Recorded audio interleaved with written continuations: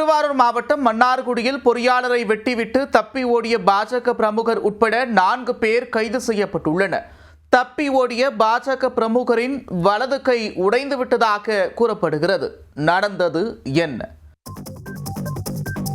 திருவாரூர் மாவட்டம் மன்னார்குடி விழல்கார தெருவில் உள்ள மாரியம்மன் கோவிலில் கடந்த வாரம் காவடி திருவிழா நடைபெற்றது. திருவிழா சிறப்பாக நடந்து முடிந்த நிலையில் வரவு செலவு குறித்த கூட்டம் நடத்தப்பட்டுள்ளது. கோவில் முக்கியஸ்தர்கள் மற்றும் நிர்வாகிகள் மாரியம்மன் கோவில் அருகே கூடி இதுகுறித்து பேசிக் கொண்டிருந்தனர். அப்போது அதே தெருவைச் சேர்ந்த திருமேனி மற்றும் அவருடைய நண்பர்கள் சபரி, ஜெயராமன், ஆகாஷ் ஆகிய 4 பேரும் கோவிலுக்கு வந்து தகராறு செய்துள்ளனர்.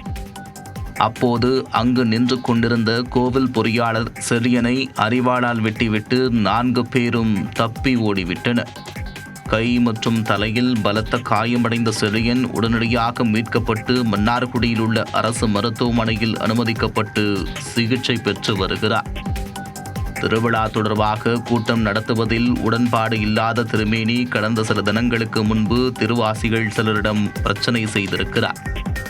இது தொடர்பாக பொறியாளர் செல்லியன் அளித்த புகாரின் பேரில் போலீசார் வழக்கு பதிவு செய்து திருமேனியையும் அவரது நண்பர்களையும் தேடி வந்தனர்.